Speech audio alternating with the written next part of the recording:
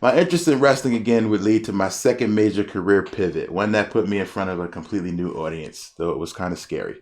During a tour, I found out that I would be in Houston the same Sunday as WWE were holding a pay-per-view event called Night of Champions.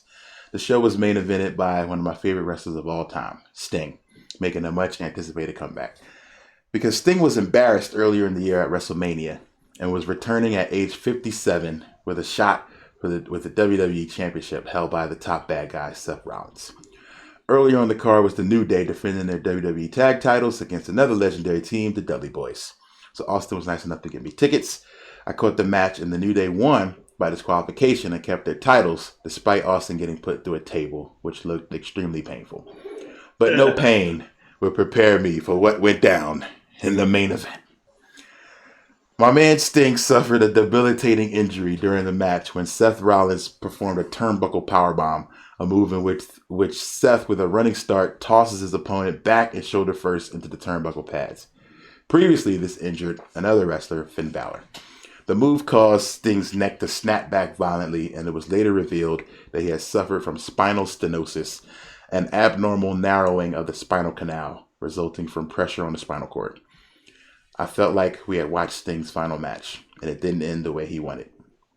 As we walked out of the Toyota Center, we saw an ambulance speeding away from the venue, and my friend said, "I bet that's Sting." And it was. That night, and the results made the show pretty tough to watch. So that night at my hotel, I decided to hit record and capture some of my immediate thoughts about the event and what I had seen. Since WrestleMania, I was experiencing wrestling through a completely different lens as a professional entertainer myself. I released my recording of my thoughts onto the internet, and the podcast called Mania was born that day. I got invited to events, I got offers to interview wrestlers, and to get close up and personal with the sport. This offered me a greater appreciation for the art form and the men and women that lay their bodies on the line. I also realized that the effort required to be a successful at pro wrestling was much like what's needed for a musician, an iron will. Also, being indie, there's no handbook on how to become a success, but success is what you individually make of your opportunities, if you even happen to get them. Thanks, Sting. All right, so that's just a little excerpt I wanted to start off the show with because I wanted to talk about the connection between Sting and how, honestly, I didn't think I'd ever see Sting again in a wrestling ring. So my guest today, MC, samurai, ball player, so many other things. The one and only Noveliss. Thanks for joining me, man. Absolutely, man. We are here to talk wrestling. Specifically, we're in the middle of the week, and we're just coming off a very, very big episode of AEW Dynamite. Now, I don't want to spoil anything if you haven't seen it, but if you haven't seen it, you might want to get out of here.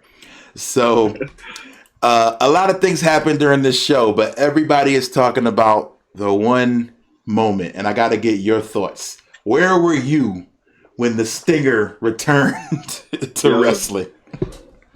So last night, I was watching Dynamite in the basement, and it's hilarious because I'm always trying to get my piece of time and just watch wrestling, but it's like, my girl's playing with my daughter and they're being super loud, and my son's right here playing, being super loud.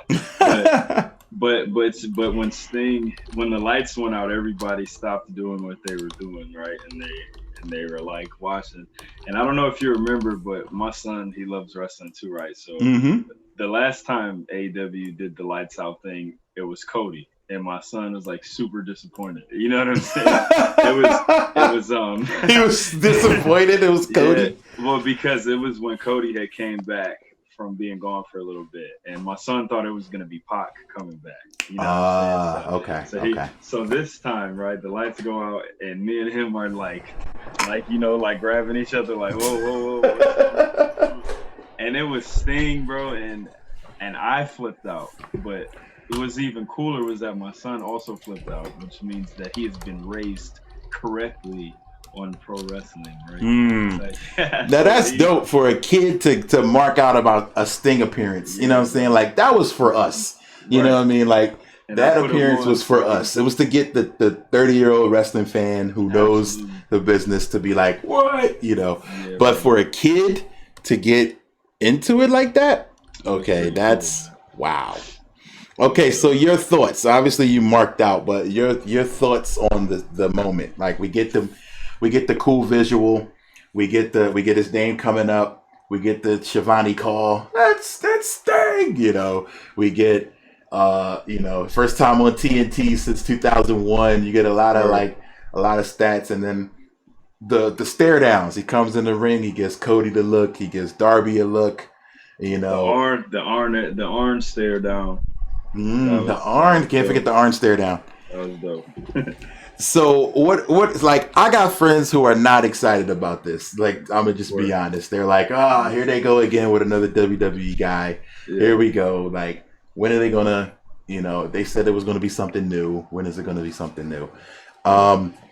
But I think him coming out in this situation was great. He didn't pop up in the main event storyline.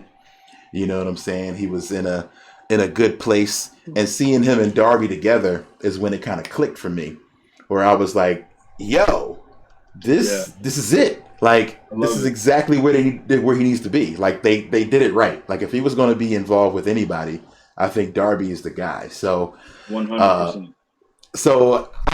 it took me some time because I got it spoiled for me. I was actually watching. Oh, that's I why. was not. I was late, so I got to the show maybe 30 Mhm. minutes behind, and I got friends who were hitting me like, "Yo, Sting," and I'm like, "Stop lying! Like, get Bro, out of here!"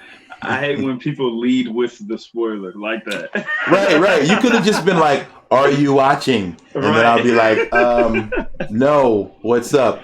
Okay, do you want me to tell you something?" Right. Like, But you know what I'm instead, saying? the text is just, bro, Sting. Bro, Sting. And I'm like, stop lying. So I start watching, and I was impressed, man. Like I think they used them in the right way. So what do you see for Sting? If you could play a little bit of fantasy booker, what role would you put Sting in the show right now? Um, well, one thing that I do really like that AEW does is they're not really bringing these old guys in and having them like have matches. You know what I'm saying? They're bringing them in and they're sort of like, they're being used as like a little garnish on the plate, right? For the product and everything. Mm-hmm. Like I love what they're doing with Taz. I like DDP's involvement when he was on the show. I love how Arn is part of the royal family and kind of managing Cody. I love how they got Tully with the revival. So I would imagine that Sting would kind of be that like shadowy like sensei for Darby, right? And Mm-hmm. I think that's amazing. And and I'm excited. Like I really like the how much they're investing in Darby Allin because I think Darby's super dope and I think he's really unique and I think this is a good look for him. I think so too. So you see him as and I don't know if like what a lot of my friends are saying is they don't know if they see Sting as a coach kind of figure. You know what I Yeah, mean? right. When But you look at the let's way everybody's doing. So what do you think? so I feel that right, but it would be cool. I don't know. Did you watch Lucha Underground? Yep. So do you remember when like Vampiro was kind of like Pentagon was just always trying to like please him and kind of get his approval and stuff? Like I could Mm. see them doing something like that, right? Like doing this thing where Darby is just kind of like trying to get Sting's, his blessings and his approval, not necessarily being a Ah. coach, right? Like Okay. Darby also shoots like the coolest like videos, right? He shoots the dopest like promo videos.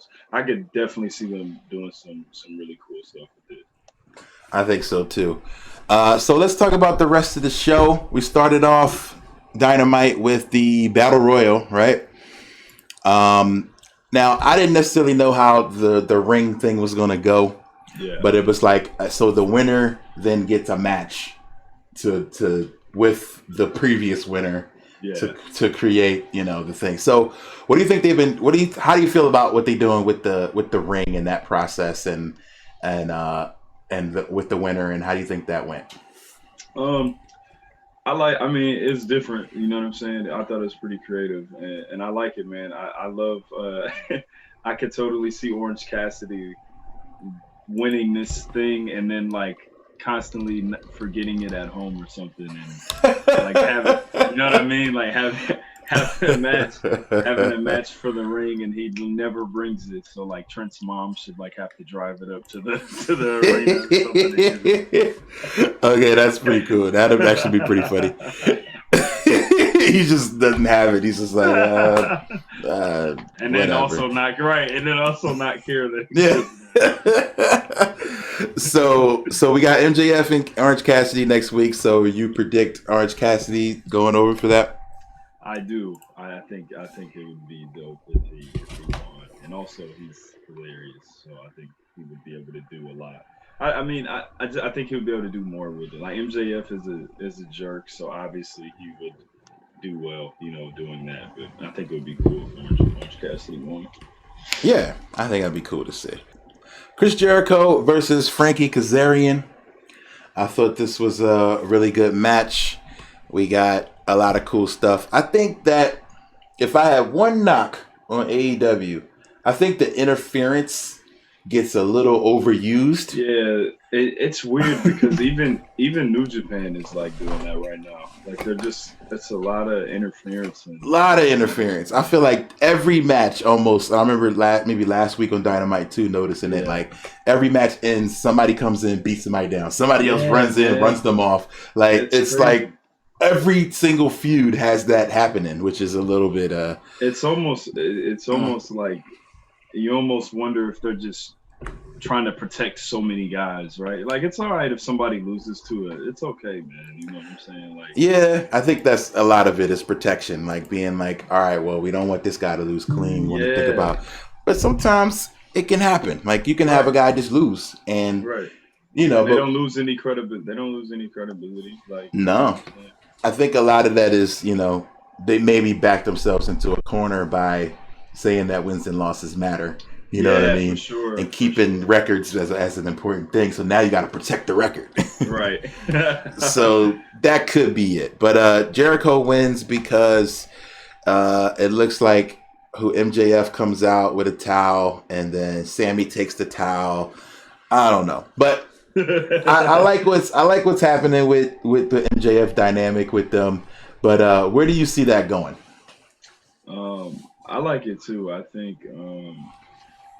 think that MJF has grown on me a lot. I wasn't the biggest fan of his, and I mean, he's really mostly impressed me in the ring. Like he's actually he can go in the ring too. So I think this is cool. I think obviously he's the picture perfect inner circle replacement for Jericho. You know what I'm saying? So if Jericho takes time off or steps away for a minute, I think MJF is totally the guy to take over Inner Circle. And I also see, some of those guys leaving and maybe some newer people joining. Like I don't really see Sammy, Santana, and Ortiz sticking around if MJF becomes the leader. Yeah, I could see them working and turning eventually out of that situation.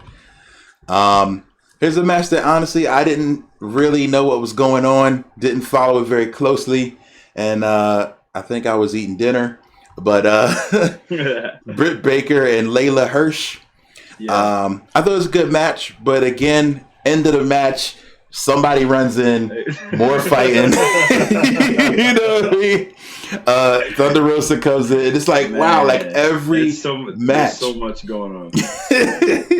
Like people don't just wrestle and then it's over and we leave. It's always got to be. Every time.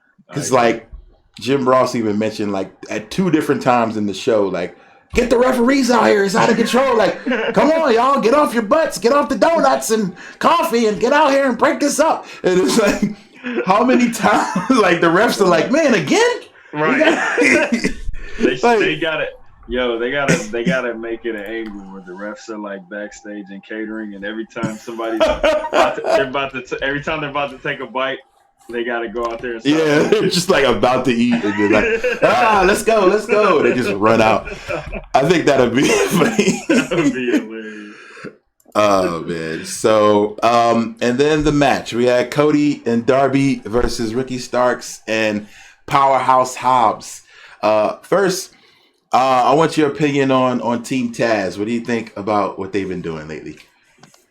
Honestly, I love Team Taz. I think I'm not the I don't I guess I like what they're doing more than the guys in it. You know what I mean? Like I That's fair. like I really love Taz being like the mouthpiece. He's awesome. I thought it was awesome when he put the Taz mission on Cody. Um Ricky Starks, not the biggest Ricky Starks fan, but he is a great like personality. You know what I'm saying?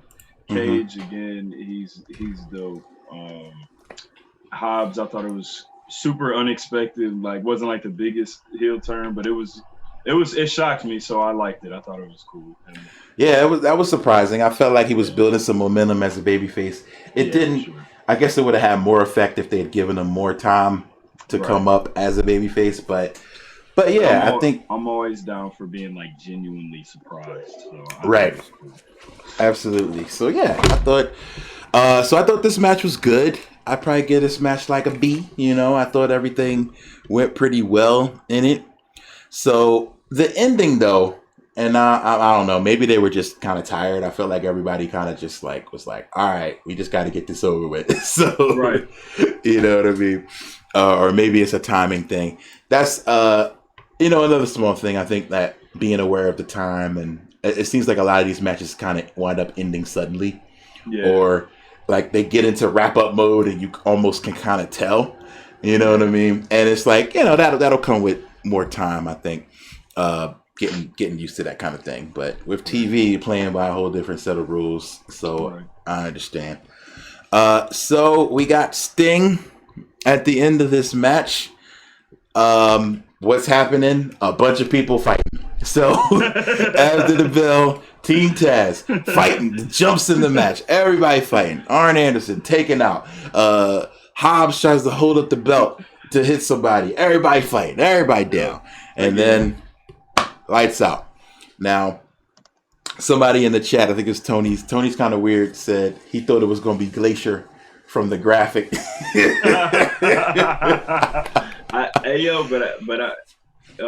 If I'm not mistaken, I have seen Glacier like right backstage. He is involved in Really? ECW. I think so. I've seen Wow. him. I didn't know that. Yeah, I've seen him like backstage and stuff. I'm pretty sure he's involved in some way, shape, or form with AEW.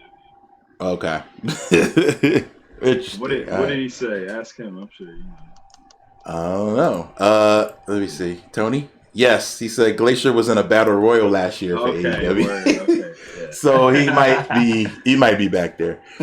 Um okay, so next. Yo, real quick, Yeah. interesting story. I don't know if you know this.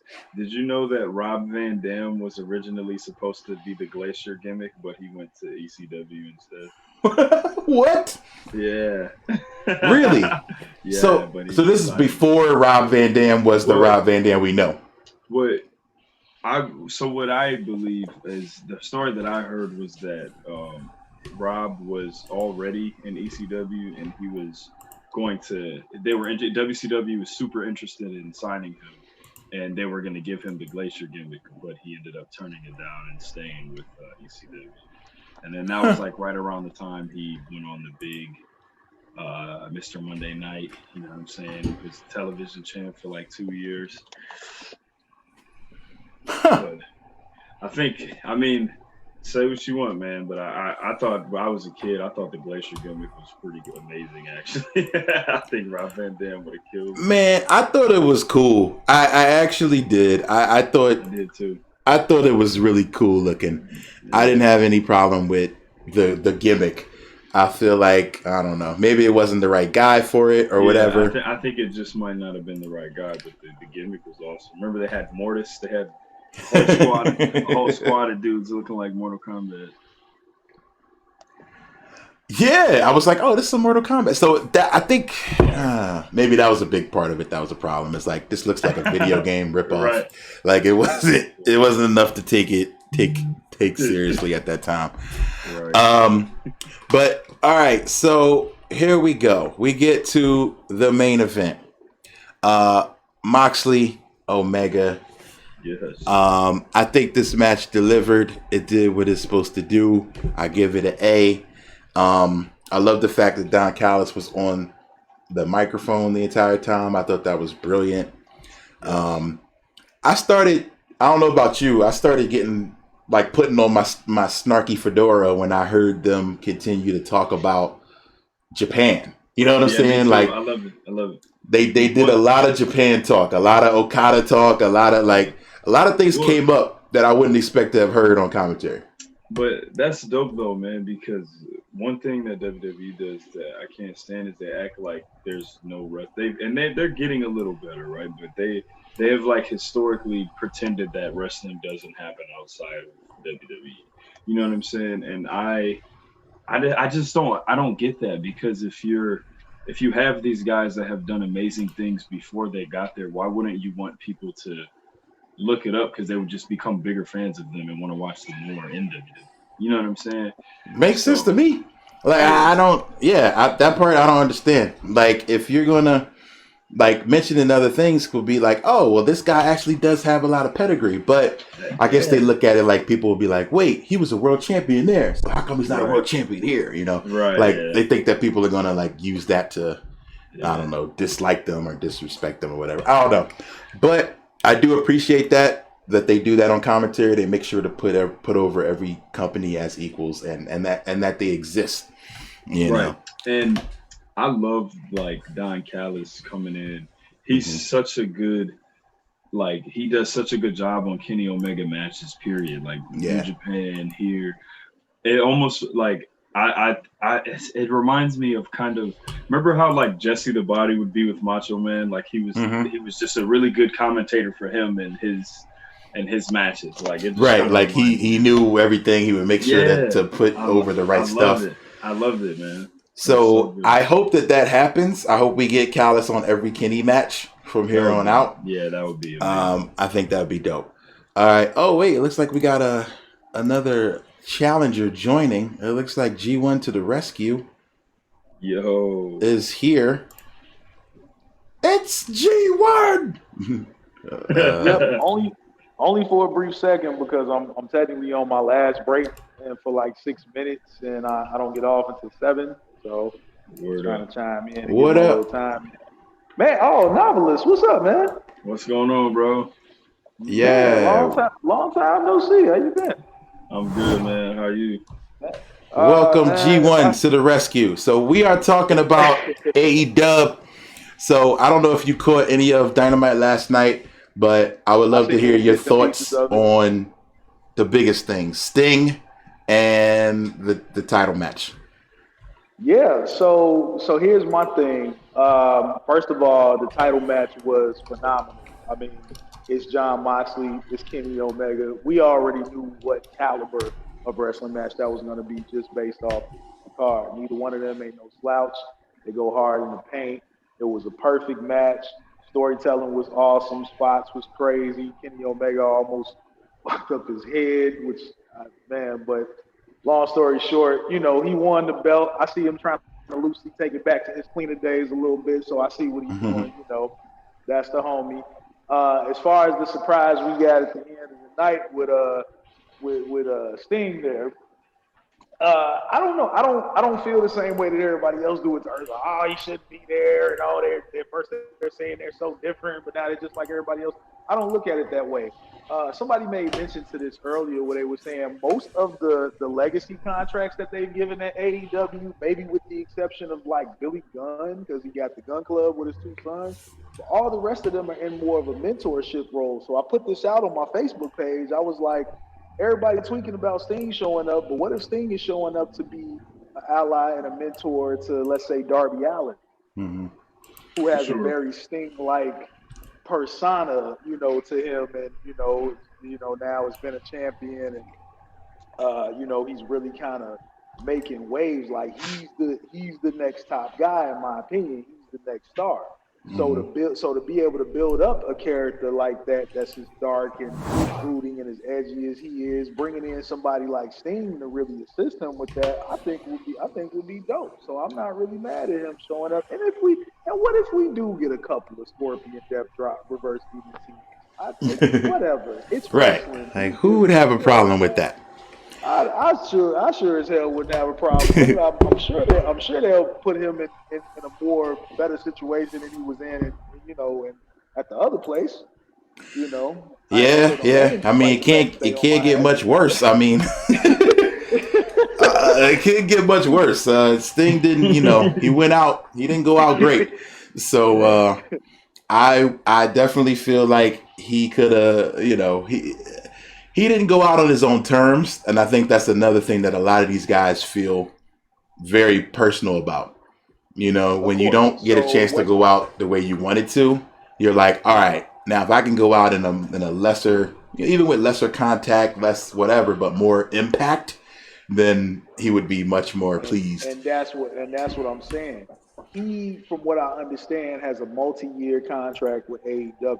I'm telling you, he there to make sure somebody get up in the ranks, just like DDP when they were doing the Nightmare Family stuff with Cody Rhodes and QT Marshalls. I still can't get over how dope that was. They did that whole vignette where he was showing QT Marshall how to properly do a diamond cutter. I thought that was great. First of all, that was dope. I can literally see like Sting doing the same thing with a Darby Allin. I mean, here's a hot take, maybe even something having to do with the Dark Order. It just feels like that may be more of the direction that they're going in with Sting instead of having him be a full-time talent. And if they do, like I say, who's gonna argue with a couple of Scorpion Death drops and a Scorpion Death locks? Like it's not like he's he got about the 3-4 move palette just like everybody else thinks. So I mean, who's gonna argue with that? That's how I feel, man. Like,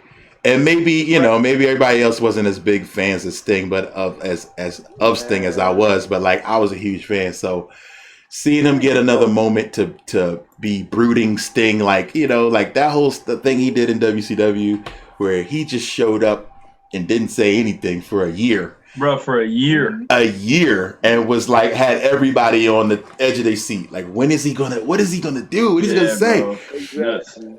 Blaze in the comments said maybe he'll bless Darby with the Scorpion Death Drop. You know what I mean? Like, I think that's kind of dope. Shout out to bro, man. That's kind of dope. Absolutely. I'll be with that. So now we'll probably get the other side of things. Our other Matt Maniac enthusiast has joined us. Teak Hall has joined the party. First off, what up? Second off, I'm living good. I'm good over here chilling. Third off, what the fuck is up with Sting? Sorry, I had to fix my earbuds. I wasn't getting my sound out of both sides, guys. But hey, I'm here. It's whatever. We talked about it in the group chat. I understood where Neo was coming from, saying people got to work and things like that. I guess the circuit money ain't coming in for Sting right now since he can't go do no cons. Can't do the Can't go cons. do no cons. Can't go do no signs. I miss cons, man. I really do. Me too, bro. I can't even lie. I have no shame in saying it. I paid an ungodly amount to take a picture with Sting at WrestleCon. I have no regrets. I paid. I think it was like $75, and I got no regrets. I never put over. What you into? That's not wrestling. I'm sorry. I'm gonna put over HBO Max because I think that was an unprecedented move that they just pulled with being able to take all of the movies on release day, and we say, hey, the first 30 days, they're going to be available on the servers. Y'all decide how y'all want to watch it, theater or at the crib with your homies. That includes the new Mortal Kombat film. That includes the new film with Daniel Kaluuya. I can't think of it right now, but that includes that film. Wonder Woman 84 at the end of the year. The list can go on and on. Shout out to HBO Max. They trying to shut streaming services all the way down. I'm really going to miss the theater experience. I'm really kind of sad about that, to be honest. But I understand. Like, it to me, I feel like it's kind of messed up. Like, streaming services are just like, you know what? F the movies. Like, we got to move on. Like, I thought at first they were going to just hold their movies, but they're like, look, man, we can't hold this forever. So, we got to we got to move on. And the problem, theaters are lost in the process. So I don't know. Noveliss, what are your thoughts on that? I mean, it really sucks seeing like stuff that we've known our whole lives like just get changed and kind of ruined by something. You know what I mean? I do eventually. I hope that theaters make a comeback, but I do think it's going to be a couple of years before they really come back into like running the whole new movie thing. I think it's a good move. I don't think they should just not put stuff in theaters because some people might want to go see it, but I think it's a good move to give people the option. You know what I mean? Like either way, they're gonna watch your movie either way it goes. So. Yeah, you're gonna get the movie watchers, and shout out to LV Creed in the chat who said times are changing, and you can't keep the things that we've known forever the same way forever. So, unfortunately, things have to lose out. I mean, I know the company that made landline phones was very mad when you know what I'm saying. Like, I'm sure they was real sad when cell phones came around. The beeper companies was real sad, and I was sad for beepers when they were gone. But sometimes things move forward. The taxi service right now are pissed at Uber and Lyft. You know what I'm saying? But they're you ain't pissed, got no concession stand at your crib though. You gonna miss them options when it's time to watch Wonder Woman 84 in your crib. Well, word. But check it out though. Maybe now, right? Maybe now we turn it into just a movie night with our family where you do still buy junk food snacks, but you just do it at home and you still watch the movie together, right? Instead of going in a different room and turning a movie on like you might do maybe now when you watch a movie, it's more of an event in the house. Right, but everybody ain't got that big nice TV though. Got to get the big TV. That is that's got to be the Christmas. Got to be on the Christmas list. Everybody ain't got that good sound system, going to the theater was, And then when you in the crib watching a movie, you can be on your phone. I mean, like when I used to go to the theater, that was my time to get away from the world. Yeah, I feel you. Like, that's true, but $10 popcorn wasn't exactly the business. So like you're saving money. I don't buy jumbo pretzels at my house for nothing. So if I wanted a White Castle burger, I wasn't buying them frozen and keeping them at the crib or things like that. Any of that junk food you wanted was there. I said that HBO Max got to come with a popcorn option. You know what I'm saying? Like they got to start delivering or give you a coupon to go to your local theater to get popcorn. Like that'll be dope. That's what Amazon's gonna do. So you giving them ideas? Once Amazon by the theater, no, check it. Give them free ideas. And there needs to be you off your snacks. There needs to be a movie theater like 7-Eleven, but strictly set up like a movie theater lobby where you just go in and you just buy movie theater snacks. You just buy popcorn and Slurpees and nachos and pretzels and chips and whatever. But the inside should look like a movie theater lobby though. Blockbuster used to have that down. Blockbuster used to have that. They did. Exactly. You can get the movie size, the popcorn and stuff like that, or your candy and all that stuff there at the Blockbuster. They had you right. But yeah, I think Amazon will do that. What Rand's talking about, deliver you get your movie package. Hey, order this movie. It starts at this time. We'll have your snacks to you at this time. Right. You order the movie. It's coming on at 8. We'll have your snacks to you by 7:30. Throw them in the microwave. That's actually kind of cool. I'm all about it. But so we always do a thing where we put over something outside the world of wrestling. So we got to make sure we do that. So Teak Hall, I need you to give me a put over, and the Noveliss I'll save you for last. This could be anything you're into. It usually wind up being TV shows or video games, but it could be anything else that's not wrestling that you've been really geeking out on lately. So Teak, what you got? Because I just watched this yesterday, I think I'll talk about this. But since it's the holiday season, you know, and everybody's going to be watching their Christmas movies and whatnot, I watched this Christmas movie with Mel Gibson called Fatman. That's supposed to be like a realistic, gritty take on Santa Claus, and Mel Gibson is Santa. And what's it called again? Fatman. Fatman? Okay. Yeah. All right. And where's it at? Check the trailer out for that. I mean, I watched it on an undisclosed service. On an undisclosed service. Okay, I got you. But I want to say I think it's Netflix actually that it's on. But yeah, check the trailer out. It's basically the premise of it, like I said, right. a gritty Santa Claus, and then this kid gets this rich kid gets some coal for Christmas, so then he puts a hit out on Santa. Yo. Okay, this is crazy. Oh man, I've definitely thought about that before. Sounds American. The hitman is Walter Goggins, if you know who that actor is. What's he from? That name sounds familiar. He was in Hateful Eight. He was in what else has he been in? We were just talking about him yesterday. He was in Sons of Anarchy. Yeah. Sons of Anarchy. Okay. He was in American Ultra. He was in Ant-Man and the Wasp. Okay. Yeah, I know who he is. All right. But yeah, he was real good. He was the hitman.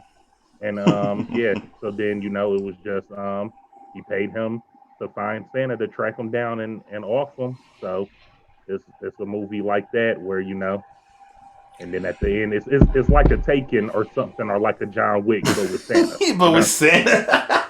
I'm actually into it. And good job picking something that was with the season. Like, that's what's up. Now I got to think of something seasonal. It was way better than I thought that it had any right to be. That's what's up.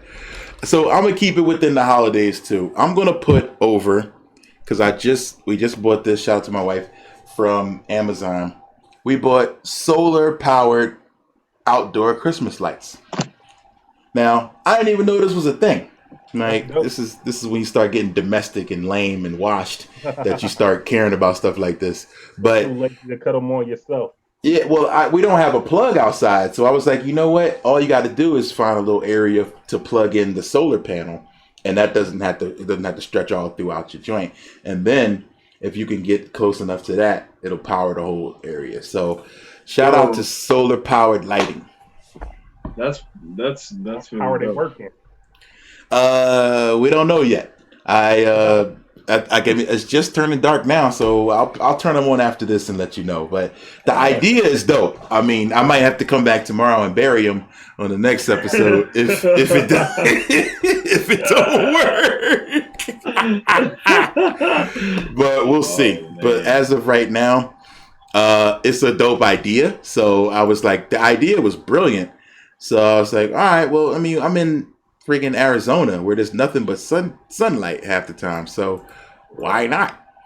And so yeah, that's what happened with that. So that is my put over. So Teak, we gotta ask you, I don't know if you saw AEW, but I'm sure you heard the world title match, the main event. Noveliss get his put over. Oh yeah. My bad. All right, so you ready? Now, what is your put over? You gotta give me something that you really been into right now. I'm going to put over the Mandalorian Season 2. It's been excellent, and for all my, everybody that's a Star Wars fan, not just the films. Like, if you're a watcher of Clone Wars, if you were like Rebels, like, they're starting to bring some of these cool elements from those shows into live action through Mandalorian, so you definitely got to check it out. I think it's been one of the best pieces of Star Wars content in a really long time. So I love Mandalorian, and it's been a really good season. Oh yeah, this has been the best season. Rosario Dawson, man. Yeah, killed it. Like, I didn't. Man, she got that Pharrell Williams going on. Right. It's so good, man. Like this is the best Star Wars stuff outside of the first trilogy, like since then that you've like ever seen. It's very good. I like it a lot. Yo, they're killing, man. So every episode, I'm like, oh, this is the best one. No, this is the best one. Like it just gets better and better. I don't remember a show like this in a long time. My worry is, and I don't want to think too far ahead, is that they maybe setting us up for a letdown, or they're going to start kind of slowing it down to drag it all out. Yeah. And I could see that happening, but I'm not mad. But Right. yeah, like Joe said in the chat, like I hope this isn't the peak of the show. For sure. No, for sure. I also hope that it's not, because it also kind of looks like it could maybe turn into a thing where they do these little quick hitter introductions of these new characters, and then they they're getting their own show, so you got to figure out what's happening with them in 2 years from now when their show comes out. Oh, he's getting his own show too, so you gotta, you know what I mean? So I hope that doesn't happen, man. But we'll see. Have you guys seen that new Lego Christmas movie, the Star Wars one? No. I'm gonna have to check it out. It's a Lego Star Wars Christmas special that they just put out, and from the trailer it looks real good. It looks like like I think it's gonna be on Disney Plus as a special, but they could have did like a whole Lego Star Wars movie because that special was looking dope. And with something like Star Wars, I was gonna say that they kind of need to go both ways at the same time, like because the people who originally watched Star Wars, since we're older now, like we got a love for the franchise, but when they originally created Star Wars, they even said it was for like 10 to 12-year-olds, So I feel like they need to continuously make stuff that's kid level as well as feed the adult fan base, because how else will you grow new fans if you're not feeding the fans that's growing up? All the ones that's growing up not going to be into Mandalorian. That's going to be a little too tough for them, maybe, Yo. Word. Hello? Get them into something a little bit more, kid friendly or fun, so that they can grow up with it as well and continue the franchise or the lore going. Otherwise, once we all get too old, ain't nobody gonna care about it. Word. I don't think that'll ever happen with Star Wars, but I think they're doing a good job where they're keeping and bringing new, and it's basically up to us, our generation, to bring in our kids and whoever else, and they're gonna keep this going forever. Like, Disney's gonna milk this forever. My kid ain't gonna care about that first franchise. By the time my kid watch that, they're gonna be like, "Dude, this looks like it was recorded." Like this look trash. No, they're gonna. By the time your kids are grown, they're probably gonna remake and remaster the first trilogy. Well, that's how I got introduced to it when I was a kid. They had when I got introduced to Star Wars, they had been remastering them and replaying them in theaters. You know what I'm saying? In like the late '90s, I think, and that's how I got into it. Was I saw have theaters no more. So ain't gonna be no 20-year anniversary. Bring your kids. Let's introduce them to this. They never seen. Full circle, man. Full circle. What up? What up, Neo? We have another guest, Neoecks. Hello. Hey. Sorry, I had to do a wardrobe change. Hey. I had to throw on the fresh hat. I see what you did there. Yo, I even got it signed up top. Look at that. Oh, with the signature. Good nice, times. Good nice. times, back in the day when we were doing shows and getting up on people. Yeah, man. I was just like, all right, I'm just gonna throw this on. This is one of my favorite hats. Oh man. So Neo, we must ask you, first of all, how are you, sir? I'm doing all right. I'm taking it a day at a time. I just got off work, so that's why I was late to the show. And it's funny because this is also my office. But one of my colleagues didn't work today, so therefore I had to cover the shift and just kind of pick up the slack. But We're doing okay. I am also COVID free. Just got the test results, so I'm good. I thought you were still in Mexico. Well, and that was the justification for my reasoning for the test, because I've been going to Mexico pretty frequently, and my family overall, they're safe. And I trust them for sure, and they've been telling me, yeah, we've been keeping safe. So I was like, I didn't think nothing of it. So, but I just like, just better safe than sorry, right? What doesn't hurt? So I didn't have any symptoms, but that was like my justification. A little bit more travel than normal, so therefore got the results. So we're good. Family's good. Kids are still at home learning. And my spouse is still in the office, so we're just kind of taking it a day by day, man. I think that's what we can all of us can really do. That is the truth, man. All right, so I gotta ask you. We need a put over from you, my friend. Yes, sir. All right, shit. I don't know if you missed it, but G1 put over HBO Max. I put over solar powered Christmas lights. and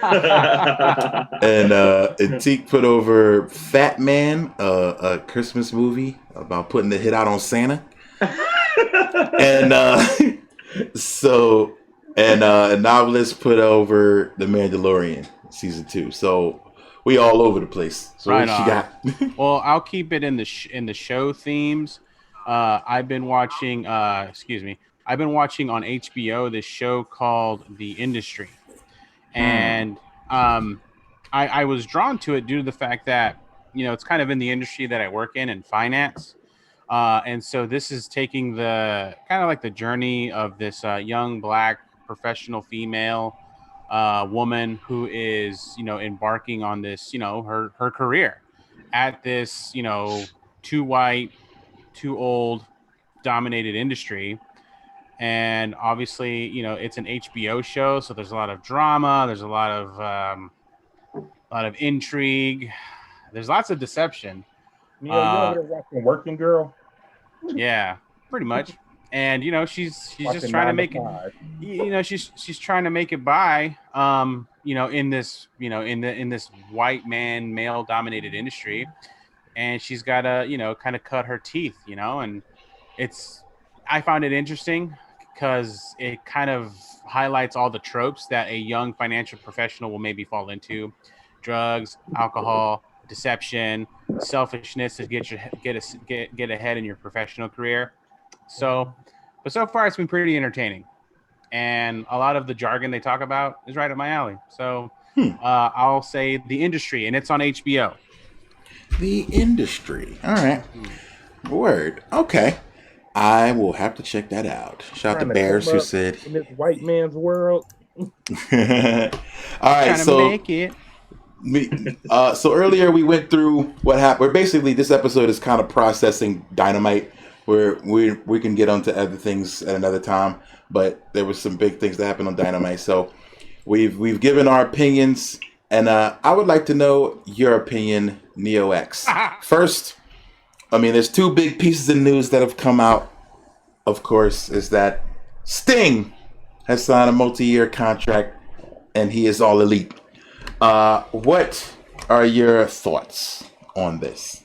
So, as I put it in our chat, I wasn't against the idea of Sting coming to AEW.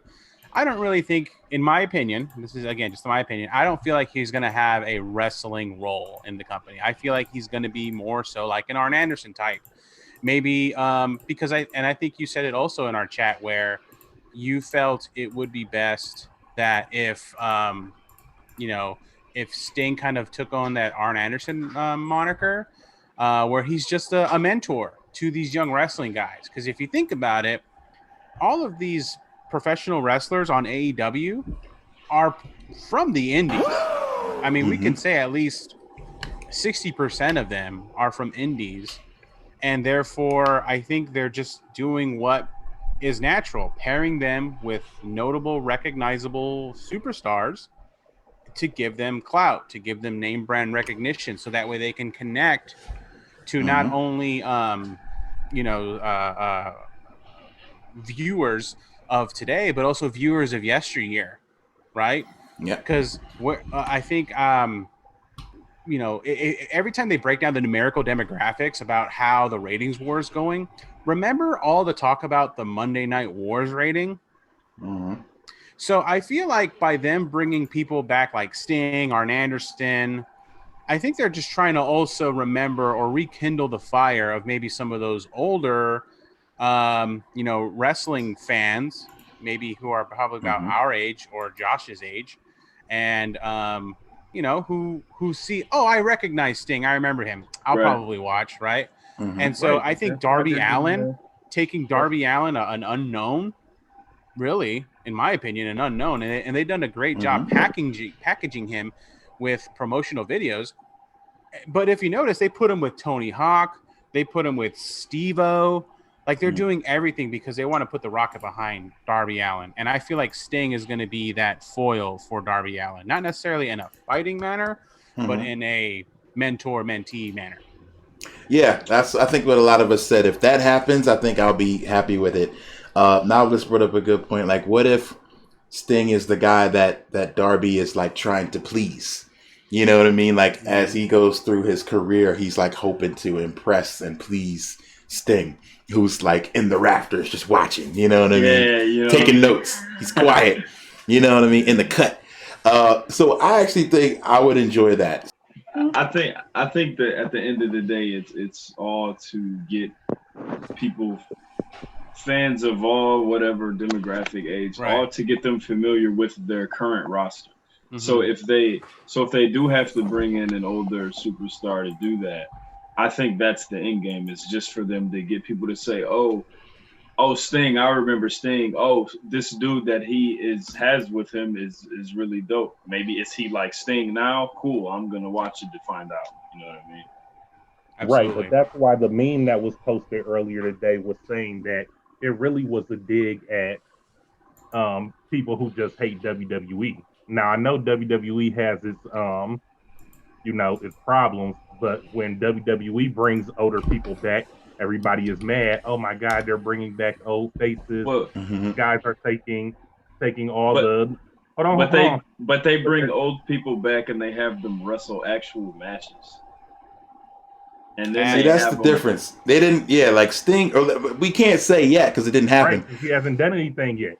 But you don't see, like, you know, Arn Anderson coming out and being like, I want a match with you, Cody. I want to take your title. I want your title, Darby. You know, so they're not putting those guys. Match, and I'm here to collect. So if Sting winds up wrestling Kenny Omega, then we can say that.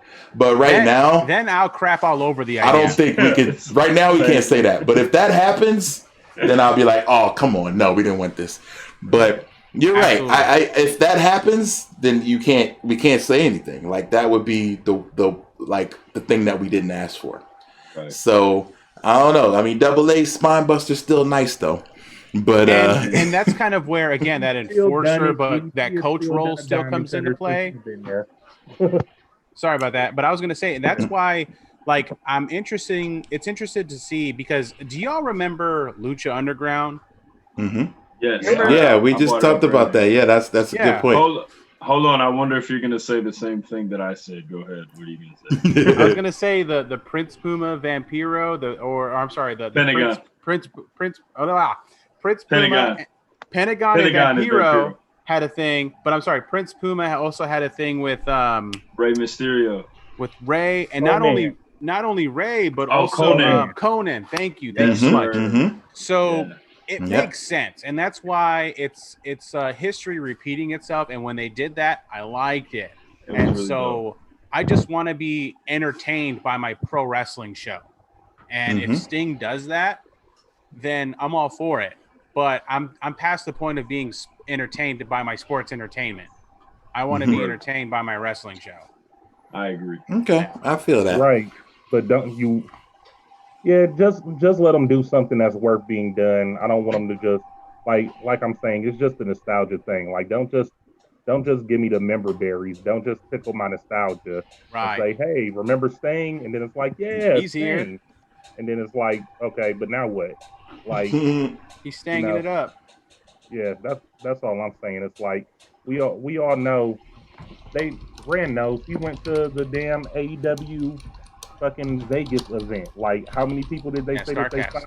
And how many people do you actually see that they signed? So, it's just always that. It's like, y'all got so many people on your roster that you claim to have involved with AEW, but then we always see like the ex WWE guys or the veterans that don't wrestle no more.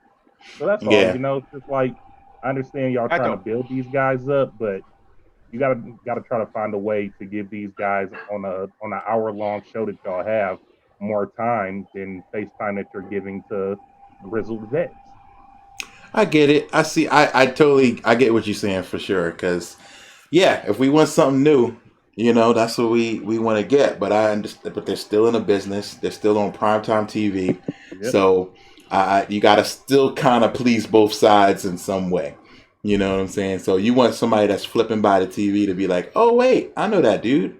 Hold up. Dang. And then stay for the wrestling. Stay for the main event. Stay for the Kenny Omega, the Darby, the whatever. You know what I'm saying? But you do need that a little recognize. Like WWE does the same thing when they bring back the guys. It's like, we need something that you're going to remember to make you watch again. And it all sucks because that was like a pay-per-view that they had to have on regular TV. Like, they promoted that as a pay-per-view. Like, it was an event, right? Yeah. And think about it though, things like that title change and Sting coming back and everything. Like, I know companies wish that they could have, full sellout venues at this point, pulling moves like that. Well, in my opinion, also, I thought this was great to have as a Dynamite event because I think the segue was, if we can get it on live TV on Dynamite, then we can also plug that Impact has a show on Tuesdays, and then therefore continuously to coexist in the same medium of pro wrestling, but now helping to build each other up. And that's why for it to be on a public, television show versus a pay-per-view, in my opinion, was a great idea. I agree. And, and like you just said, like, working together really it helps everybody. You know what I mean? Like, I was thinking the other night, like, the stubbornness involved in the fact that there was never a Sting versus Undertaker match, like, it's like, it's crazy. Like, you know what I'm saying? And the only reason it didn't happen is because there's like this extreme level of stubbornness that exists in this world of for wrestling. So I thought it was a good idea to have it on regular TV. So like you said, so they could throw the pitch in there for Impact, because I know I always watch Impact on DVR. I watch it, but I watch it on like Saturday, you know what I'm saying? But I can tell you one thing, that I'm going to watch Impact live on this Tuesday now, you know what I'm saying, because of what happens. And I'm sure I'm not the only person that is going to tune in for it live. He ain't lying. So I wanted to talk about that. Are we jumping into, are you watching Impact? Because apparently Tuesday, Don Callis has something to say. He's going to have Kenny with him. Kenny's going to have the belt with him. I'm very interested to see what happens here. Do we get a challenge busting off here? Do we get Impact guys popping up? Or it's going to be Kenny Omega versus AJ Swoggle. Yeah, we got AJ Swoggle. They're going to be building to a cross-branded pay-per-view, something like the G1 Classic, probably. I could see something cool, like a dual branded thing. I don't think Impact quite has the stars to really make that official. Like, I mean, who you got? Kenny versus Rich Swann. I mean, it's not. They don't have the marquee names, but but I'm interested to see what's going to happen. Well, don't they got the Good Brothers over there? Yeah. Do they even wrestle? I don't know. They're the champs, dude. They're the tag team champs right now. Oh, my bad. Okay, they are the champs. They just beat Ethan Page and the North. Yeah, the North. Okay, so maybe we get the North versus FTR, or we get. Ooh, that'd be sick. That'd be dope. See, they don't have like crazy star power, but there are good matchups. There's good talent there. Yeah, there's content there. There's content to be to be. That's one thing I say about Impact. Yeah, they may not have the star power, but the wrestling is super solid. Like the guys there that work. We can for do sure. We can do Scorpio Sky versus Chris Bay. That would be awesome. Oh, that'd be sick. That'd be pretty good. Pretty good. See, that would be awesome. I'm all about the partnership. So, question. There's been all types of rumors about AEW and New Japan. So, do you think that this Impact thing puts them closer to that or maybe further away from that? Because I've heard both sides of it. I think it is, but does New Japan want to be the second company to partner with AEW? Okay, so this is what I think, right? I think that we gotta stop. I think New Japan looks at themselves on a more I think they view themselves as a more of a powerhouse than like other people might think. I think if New Japan came into this thing late, I don't think they would look at themselves as like, oh, we're behind Impact and we're joining. I think they would look at it like we're about to come in and make this thing like even bigger, even better. You know what I'm saying? So that's a good point. I want to see it. Neo, what do you think? Do you want to see New Japan cross AEW, cross Impact, which might even add ROH into that? Absolutely. Well, I do. Let's dissect that because I'm with Noveliss. I want to see that because let's remember the Jon Moxley is the current IWGP US United States champion, right? Facts. Jericho wrestled Tanahashi at Wrestle Kingdom and put up the quote unquote or tried to break down the portal by saying, if you beat me at Wrestle Kingdom, you have a chance at the title. Mm-hmm. Obviously, it was just spoken out into the universe, but nothing was ever brought to fruition, correct? Now, if Impact is sending over their stars for the New Japan J Cup, I mean, let's remember that, AEW, the Young Bucks, Miro, Moxley, they all have those clauses to work with New Japan. And in my opinion, and this is again just in my opinion, I've never felt Gato was one to kind of turn his nose up against another wrestling company, so as long as they brought what the New Japan spirit. For Moxley to be their champion, I thought that was incredible.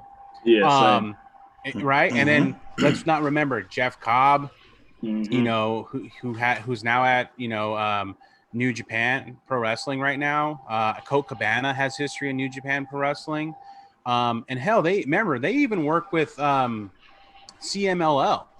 So New Japan is not against working with different companies, so as long as they maintain the true spirit and integrity of New Japan Pro Wrestling. Ring of Honor too. They used to always have absolutely the Ring of Honor title defended at Wrestle Kingdom too. Many times. Yep. They no longer have that relationship as solid as it once was, right? But I'm talking about, do they want to be the second person to work with AEW? I don't think so. I think they're just open to do business with as long as it's good business. Mm-hmm. I think you got to learn to never say never in pro wrestling. That's for sure. Never say never in pro wrestling. What's up, T? Unless you're Vince McMahon. If all of these brands link up with AEW to cross promote or work together, it'll kind of push WWE's hand though. And how long do you think WWE would be able to hold out on letting their, I don't know. It sounds kind of like slavery because I was about to say leasing their wrestlers out, renting them out. Like, oh, you want to have this guy fight, but I mean, it is Vince. So I mean, at the same time, that's what I'm saying. Like, if we're able to see all these matches that we never thought that we would see due to brands cross promoting, then wouldn't WWE guys be the ones losing out because they're not able to do these once in a lifetime matches or things like that because WWE would be holding them back? Yeah, you could almost make going over to another wrestling conglomerate and leaving WWE. Their contract, and that's breach of contract. You could almost say that a lot of people in WWE feel that way right now without this happening. You know what I'm saying? Like they have a lot of good talent that is just not do anything or feel like They do, but they got a lot of people who are good with just getting paid and don't really care. And excuse me, I don't mean to interject, but I did want to add, that's why, and this is, I mean, it's a small dig at me, or not at me, but it's a small dig to me whenever I hear about, oh, they got another WWE guy at AEW. I mean, they got to work, right? And if they weren't doing anything at WWE and now they're doing something at AEW, think about it. Moxley was in a gas mask trying to vaccinate everybody before he went to AEW. Miro was pushing Rusev Day like all the time, and he just couldn't get over, right? But yeah, Neo, but fuck that other dude though, who they brought. Come on now, Brody Lee. Lee wasn't doing cool. I'm talking about the dude that Cody brought out. Oh, Sean Spears. Yeah, no, I mean the other dude. Who? Teak? Who? Who you talking about? Chat. You talking about Zack Ryder, or formerly known as Zack Ryder? Fucking Zack Ryder. Come on now, he can eat a dick. He's not even around anymore. I think they gave him like a 10-day contract or something. He's done. I think he's done.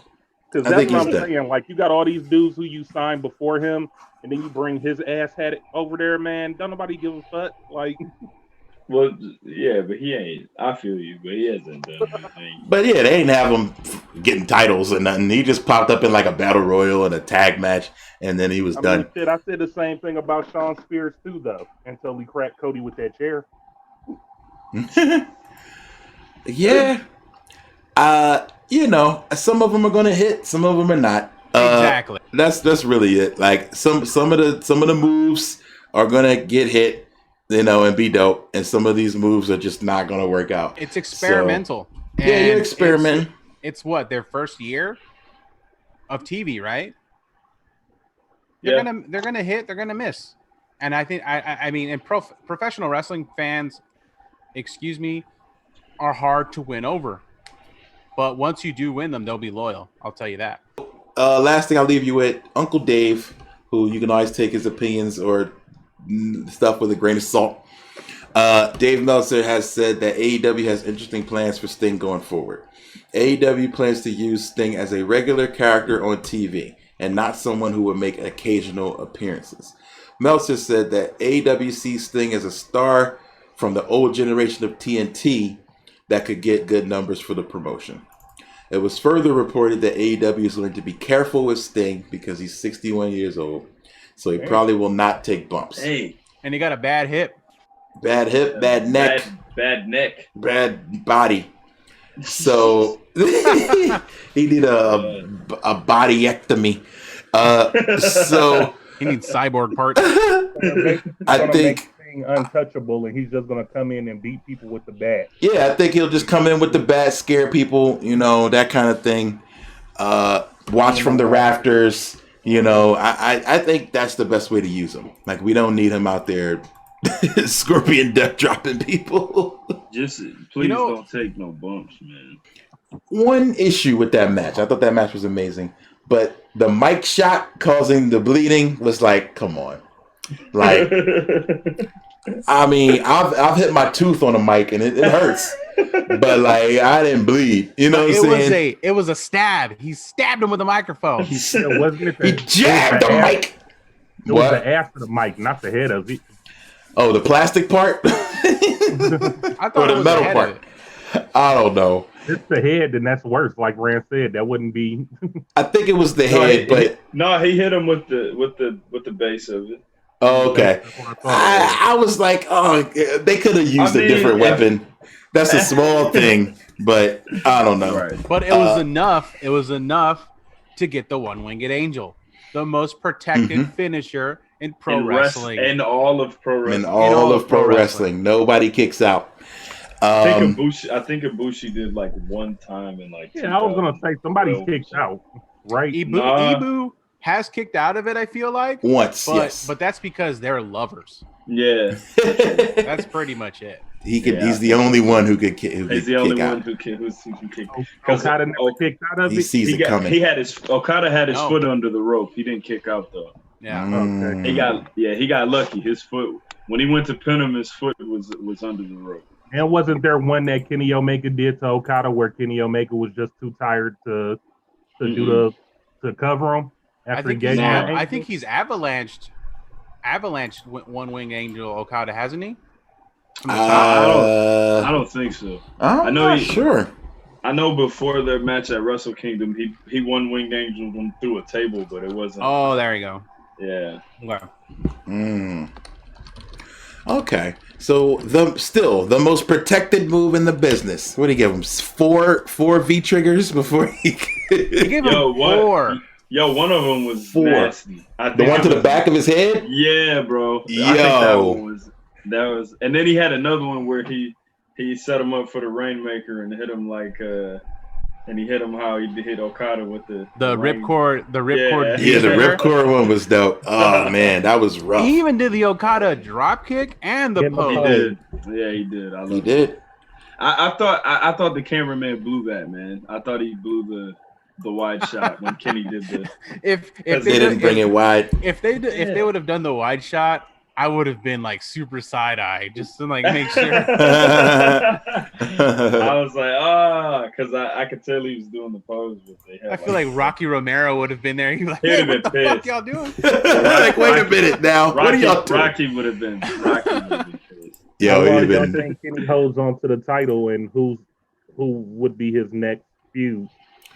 Hopefully, we gotta look at the rankings.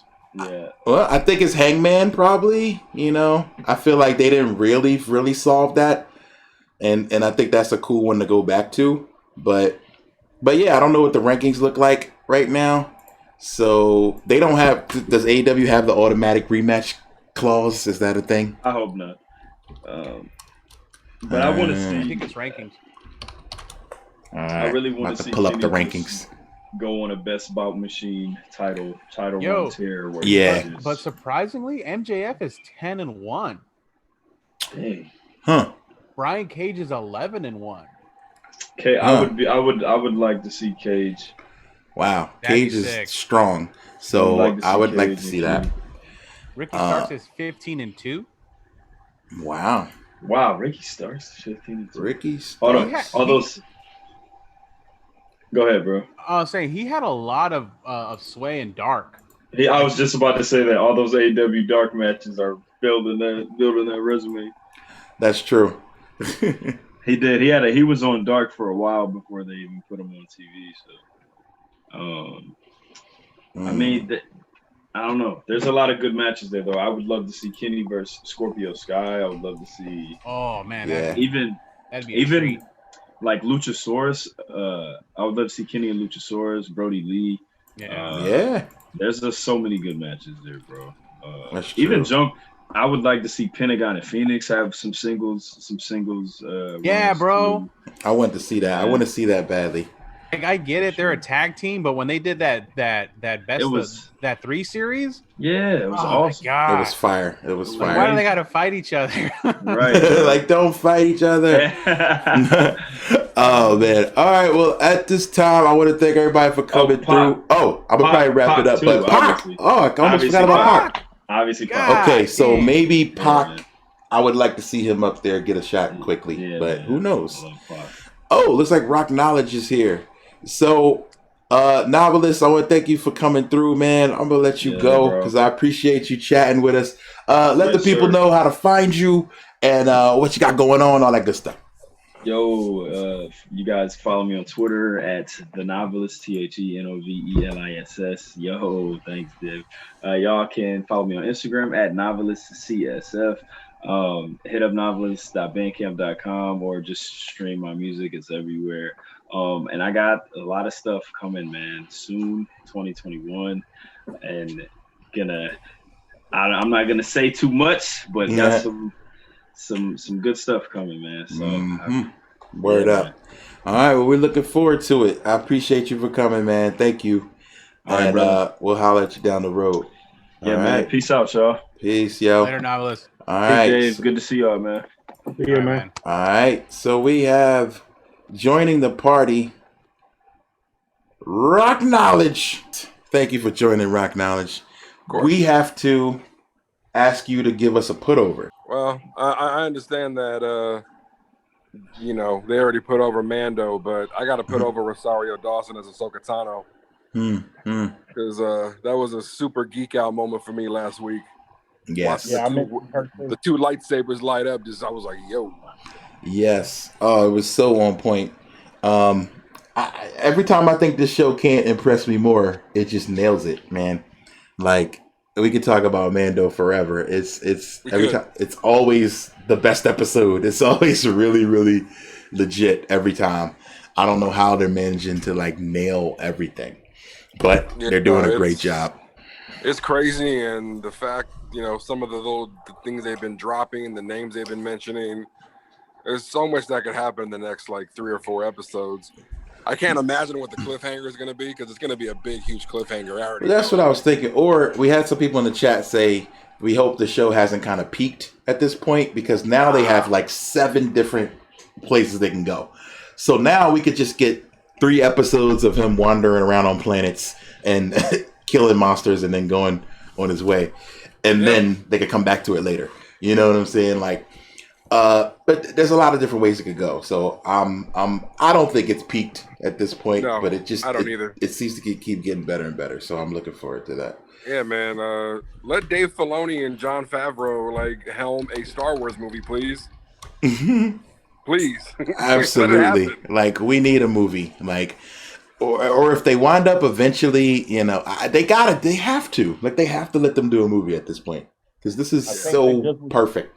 I think because they were doing so many movies, because they were doing them every year at one point. So I think they just got burnt out on movies as far as like the fans. So they're giving us a rest on the movies, because we was dogging the movies out so much. And now the series are doing good. Yeah, maybe they might be able to come back and do another movie now if they done sparked back up, the good controversy for Star Wars and not whatever else was going on. Yeah, because I don't think I'm alone when I say that I think the season and a half of Mandalorian that we've gotten is already better than episode 7, 8, and 9. Yep, no question. Yeah, man, they can go so many directions. Speaking of going so many directions, Neo's stomach is going to be going several directions, because do I see you over there eating a McRib, sir? You're eating a McRib? I had to go off camera. I saw you. Yo, the McRib? How could you? You about to take a mixed shit, buddy. Neo, Neo's a slave to commercialism. He thought that the McRib was bad. Yo, and he just had to do it. It's good, man. I like it. You talking about I'm a hype beast? No, Neo's a hype beast. If it's exciting to the internet, look at this. Look, Neo will do it. Look at this. McRib. What's worse? McRib is the worst. Or Ayo. What's worse? McRib or Flex getting his body done? Oh God. Well, McRib. That would be the burial of the week for sure. Funk Flex got his fat sucked out on Instagram. I don't know if you guys saw it. I just ate a McRib, guys. Sorry. It looked a little bit like the McRib as it was coming out of him. Sucked out of Flex. We should maybe call this sucking out of McRib. But yo, okay, so I'm trying to understand. I think, from my perspective, Funk Flex got a free service from these people, and they were like, "Hey, just shout us out." So he had to do that. But I mean, he got it for free. I ain't mad. If I can get something for free, attention, man. Yeah, but that kind of attention, you're rich. That's the part where I'm like, bro, you're rich. So you didn't have to do this. You could have just, Ram, for a shout out, are you taking some free lipo? Are you maybe?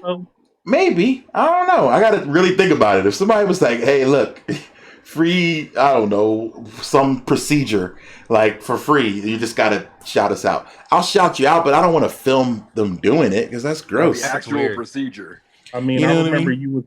you were saying that Milk was trying to get you to shout them out. So I mean, Oh man, you know what? And that's I drink they were gonna milk. give you what, 2 gallons? It was Shamrock Farms, Just and 2 this is gallons. funny. I don't normally, but you know, I got an Instagram message from Shamrock Farms. They're like, "Hey, just take a couple pictures with our milk, and we'll give you a couple gallons." And I was like, "What He's is the my hustlest guy what am I ever. worth? Like, I can afford milk. Like, I'm good. You know what I'm saying? Like, I don't need free milk." So I'm not gonna do it for free milk. Like, yo, give That's me funny. $1,000 and some milk, then maybe. But come Hey, on, give me milk and money. Why are you trying to barter with me? I can afford milk, sir. right? It's not that expensive. So you telling me I'm only worth $10? This shout out is worth $10? Exactly. Oh God. All right. So Rock, we might as well hear it. Let us have it, Rock. What were your thoughts when you heard that the Stinger had appeared on AEW television? Because I'm sure you didn't watch it.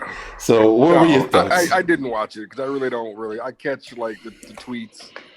I just shook my head because I'm just like, I always stick to the whole AEW trying. You know, they said they were going to do something new, et cetera, and like who asked for this? Who asked for Sting? Like, Sting's not new. Sting's not going to wrestle. He shouldn't wrestle. I mean, goddamn, man, he's like 60 years old. It's just, I don't know, man. Like let the old guys be the old guys. Like, I don't know. It's a cheap pop. I mean, that's what it was there for. The ratings went up. Yeah. Sold a bunch of T-shirts. Sold a record number of tees. But I mean, at the end of the day, like, what is this really going to amount to? Are we going to get Sting versus Arn Anderson or something? Is that what Well, the point what I was trying to make is that at least he didn't pop up and go stare down Kenny after he won the title. You know what I'm saying? Like, they didn't go that far. Kenny win the title on regular TV? Oh, what, you didn't like that? I didn't see it. I don't know why. Why did that happen? Because it was a title match on TV. You usually don't see the main strap change hands on free TV. Is also why I'm asking. I think it just happened in WWE, didn't it? Didn't Drew get it on TV? When's the last time it happened on WWE TV, though? Didn't Drew just win it on TV? It's not a common thing. I feel you. So you feel like this might be a situation like the old Goldberg versus Hogan thing where they gave away a marquee situation that should have been pay-per-view? I don't think it's that big of a deal. I mean, but was it a schmoz? Was it a controversial finish? Did I miss something? It was a little bit controversial. Has everybody had a McRib in this thing? Because I've never had a McRib. Never in life? I had one in the past. No, and I'm okay with that. Yeah, you're not missing much. But so you don't want to lose weight? I used to be the McRib is not. I think on the McRib diet. Is that what this is? Detox tea, Dave. That's the tummy tea. I combine them with my colon. It's the McRib. The McRib diet? Is that what you're on? You'll shit out half of your small intestine. Wow. Oh, shit. Oh my God. The McRib diet. I've had a McRib a long time. I used to be into it. Like when they came back, I'd be like, oh, let me get one. And then suddenly I was like, this isn't good. Like, so I was like, nah, really it's not good. This isn't good. It reminds me of like school. It just reminds me of like old times. It does take you back, you know, like that shit that you used to get in school. Hell, you the fucking one day you get the little meat drowned the fake rib, and you get the corn on the side and shit. Yo, the McRib has elementary school that serve McRib. It has fake grill marks on it. It's the McGrammar School. The McGrammar School. Is anybody talking about the fact that War Games is Sunday? Have y'all glossed over that probably?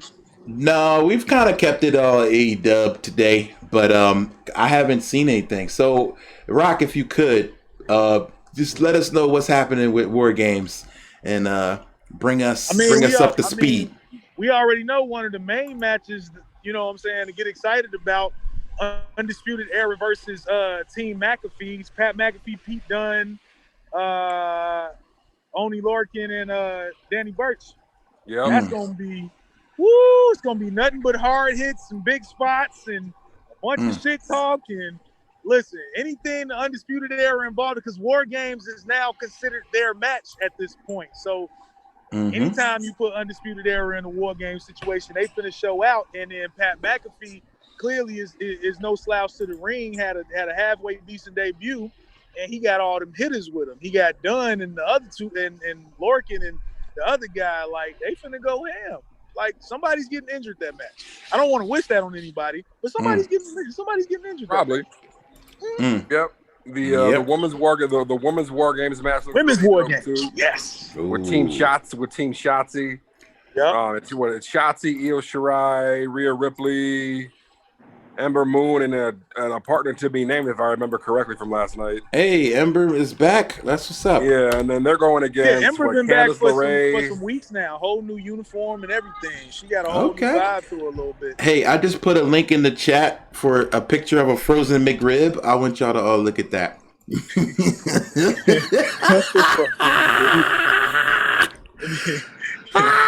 Oh, I'll put it in the Zoom chat too.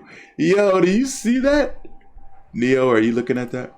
Frozen McRib. Neo's eating that right now. What's up? Which Neo's chat? eating it. All right, I put it in both chats now. We got so many chats. Oh, what the fuck? Hey, wait a minute. It looks like a roof tile. I swear to God, I look like some home deal. I'm like, who the fuck building floors? That's a roof tile, man. Wow. All right, so let me give you a couple facts about the McRib. McRibs. Number one, the sandwich has 500 calories, which is a fourth of your daily calories in one sandwich. It also has 240 calories from fat, 26 grams of fat, 70 milligrams of cholesterol, 41% of the sodium you should have in a day, and half right now of the saturated fat. Maybe I shouldn't do this. You gotta check out the ingredients, the shit that McRib is made with. Yeah, McRib meat is not what you think. Despite of its name, it is not rib meat. The actual right now. I mean, you already ate it. Now you know we've shamed you. This McDonald's claims the sandwich is comprised mostly of shoulder meat. As it turns out, the truth is much less appetizing. Ew. It's actually McHeart, McTripe, McButthole, and scalded stomach is what is made with the McRib. Neo, you hear that? Neo, you know what? I've had pozole. I've had pozole before. I've had tripas before. I've had cow tongue, cow head. You name it, I've eaten it. Yo, I don't think that upset Neo. No, I guess not. All right, so the sandwich has about 70. McChitlins in a minute, I'm telling you. Yo, when you grow up in the Puebla, hey, in the Puebla, hey, you look forward to a McRib. Hey, like this ain't nothing.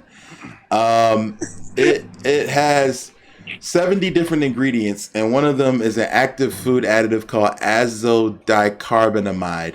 This is a flour bleaching agent that is used for gym mats, yoga mats, and the soles of shoes. Oh, hell no. I'm glad I never ate one of them things. Wow. Okay, this azodicarbonide is banned. Had yoga mats in their meat. Subway had yoga mats in their bread. Some McYoga now? McYoga. All right, this substance is banned in Australia and Europe, and it's considered. Now I'm not going to get COVID because now I have a cleaning agent in my body. Good job. It is banned in Australia and Europe. It is possibly contributing to asthma through occupational exposure. Oh dear God. Oh my gosh. They come from a place. The meat comes from a place called Smithfield Foods, the world's largest pork producer, who has a very bad track record for animal welfare and terrible environments for their food. When Rand wants something to eat, I just want him to go do this research before he eats something. Moving forward, I'm gonna do that and see if you want to eat it afterwards. All right, I'm gonna stop. Back to war games, man. Okay, so war games. Any predictions? I want this Del Fact. All right, so look. Let's go through the predictions and then we can get out of here. What's your predictions? 5 matches. It's 5 matches. Oh, okay. Yeah, so we got Timothy Thatcher versus Tommaso Champa. This is a standard singles match. Champa.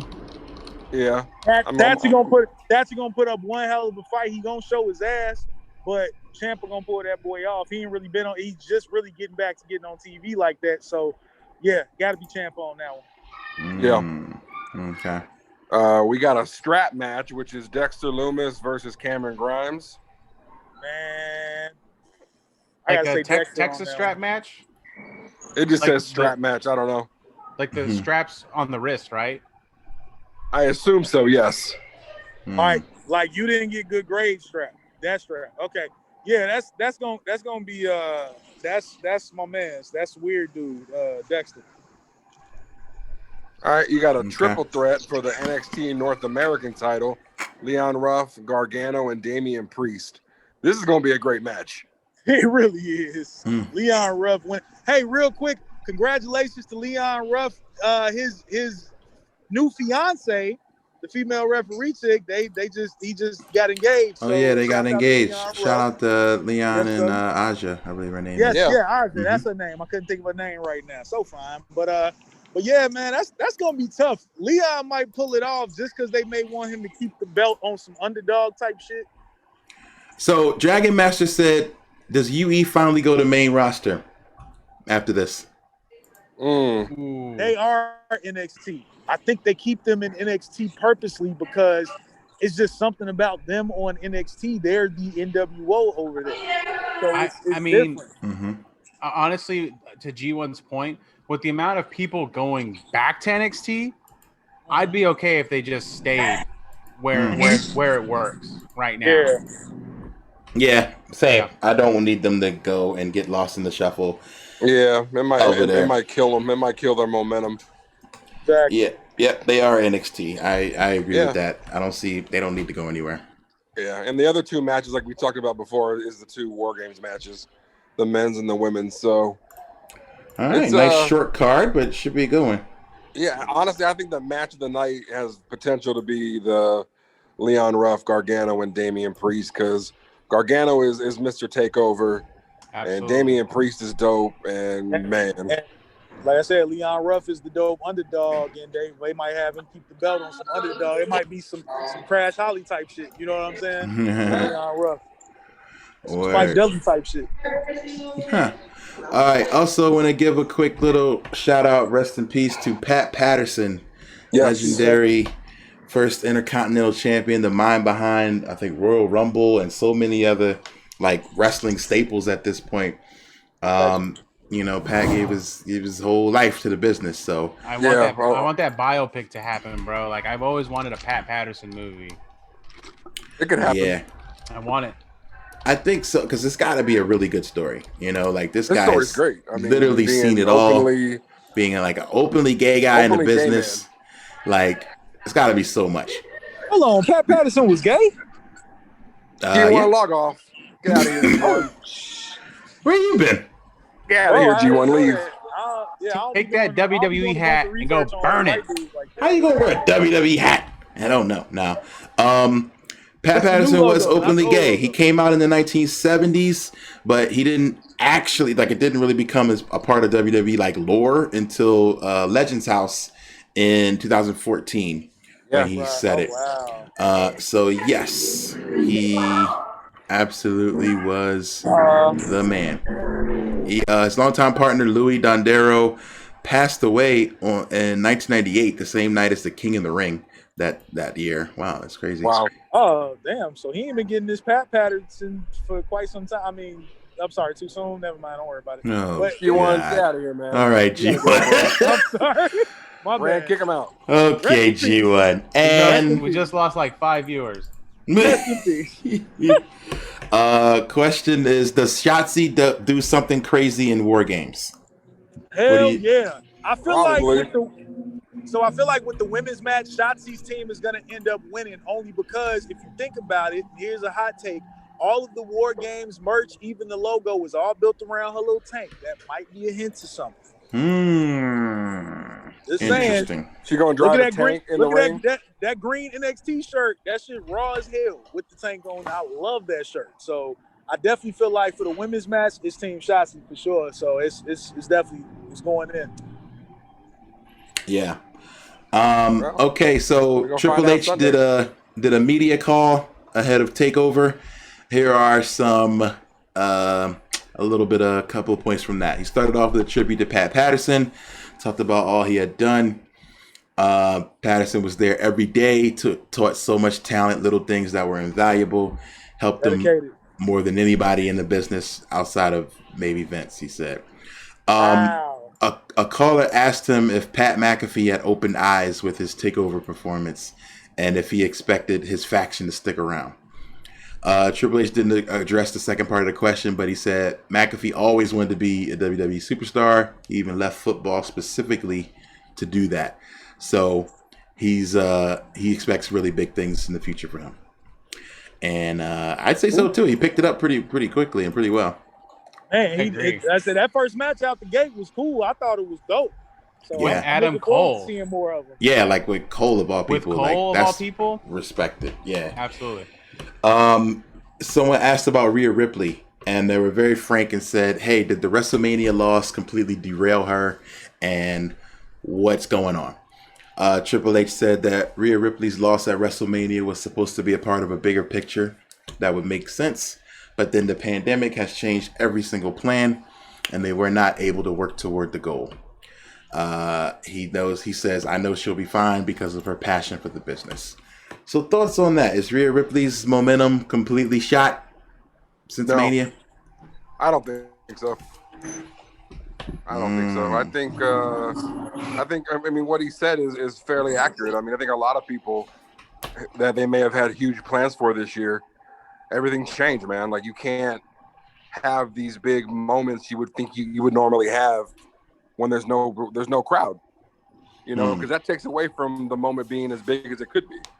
So that's true. So I wonder, they have to reshuffle and do what they do on the fly, and I think she's gonna be fine. That's a good point, Rock. I wonder if a lot of times if they're thinking like, all right, this moment isn't going to be as big if there's no crowd, so let's push this and wait and just not do it. Well, look at Drew. I mean, we were all ecstatic to see Drew McIntyre win the WWE title, but man, it would have been 100 times bigger at a live WrestleMania with a full crowd there to have that moment with him. You know what I'm saying? Mm-hmm. Agreed. Yeah. Totally agree. I hope he gets another chance when there are crowds again. Like, most definitely, I think he will too, because Drew's killing it. Yeah.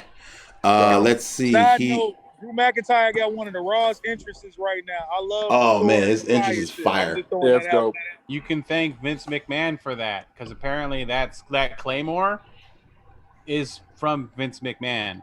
Like, that's supposed to be from his collection. Like his own personal collection. That's hard. I wonder if Vince McMahon demonstrated how to do the Claymore for him. He's like, hit me with a Claymore. Years later, and McIntyre still the chosen one. Kick me. A caller asked Triple H if they were more willing these days to work with other promotions. This was interesting. No. Paula Vest said yes, but if the partnership was long term. He added that long term doesn't mean 3 months here, 3 months there. It means 10 years. That's the only way. They're into long term partnerships. So they're like, not none of this. Let's just do it for a pay-per-view thing. And they want to get married. They don't want no relationship. Yeah, they don't want no gay married, bro. And I feel that, because it's like, all right, why should we bring you on our stage, make you hot, and then you go off, you know what I'm saying, and and take that momentum and continue to ride off of it if we're not continuing to. I think that's what it is. Like, they don't want to just give somebody a rub and it be like a not be a long-term thing. This is a good one. He was asked about the decision to keep NXT out of the Survivor Series this year. He said, "What's up with that?" No, he said he really didn't know, honestly, what went into that decision, but he thinks part of it was driven by COVID and not wanting to have too many people involved. I thought it was weird. They can't say it had anything to do with money, because I feel like them adding NXT to Survivor Series was definitely a money grab. I feel like more people signed up for the network just to watch it, with NXT being involved. Yeah. So I feel like the main thing that shut that shit down had to be COVID, had to be the crowds. Yeah, but also last year when all that occurred, you got to remember their hand was kind of forced, because some of the roster was being held hostage in Saudi Arabia So they had to bring NXT on to SmackDown on that Friday to invade and do what they did, you know, because had they not been held hostage in Saudi Arabia, man, I don't think NXT would have had as big of an impact as they did last year. Yeah, I think it definitely fast forward and fast tracked a lot of their ideas. Absolutely. I think it maybe would have happened, but yeah, it definitely sped it up. A caller asked about the women's division and how they're often booked on top. Noveliss said he loves the division and he doesn't approach it like they have to put a woman on top in order to check a box. He says they put their best story and talent on top and it doesn't matter who that is. Yeah. That's fair. Okay. All right, I like it. And lastly, he said, thanks for coming. Sent off with one last tribute to Pat Patterson. Said, everyone, please read up on how important this man was to our business. And then he signed off. So, legit. I think the amount of tribute you saw via social media from superstars everywhere. Yeah. You know, thanking Pat Patterson. You know, it was his influence and his presence is definitely going to be missed. So, you know, big RIP to Pat Patterson, man. Yeah, for sure, man. Rest in peace, guy. You a genius. Thank you for giving us so many dope ideas to this business, man. Ideas that people still carry to this day. Yeah. Yeah, there's a dope tweet WWE put out about The Rock and Pat Patterson talking before like a SmackDown, before the Fox premiere. And it's like them having a really good moment. And it's a dope tweet. So check that out if you can. And but yeah, man, rest in peace to the guy. He did a lot. So yeah, I would love to see a biopic of some sort, because like when you think about the guy who came up with the idea of the Royal Rumble, is like, yeah, he's definitely worth talking about. Yeah. Hey, if WWE is good at one thing, man, it is putting together those biopic style documentaries. So, you know, they'll do it, and they'll do it well. Oh yeah, absolutely. They've been doing a really good job. Did anybody see the Liv Morgan one? Not yet. I need to watch it. I didn't. Smug said that it's going to make me not like WWE even more, but I don't know. Like, just seeing the way things go in the back, I guess, for the women is like, I don't know. That's what he was saying.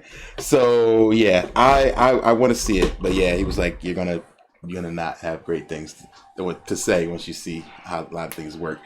But you know, it is what it is. Keith Lee's is supposed to be coming soon. I'm looking forward to that. Shout out to Bears for that reminder. Shout out to Montezzi. He's got a new album out, Erica's Son.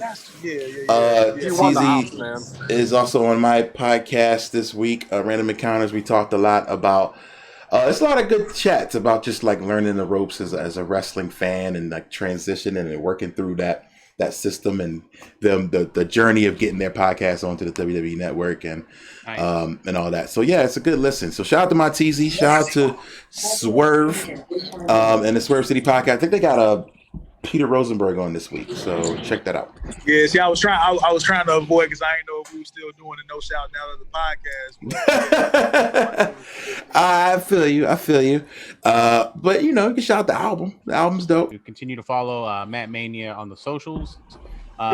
We are also on the Steel Cage Network, so you can catch us there at steelcagepod.com or thesteelcage.com.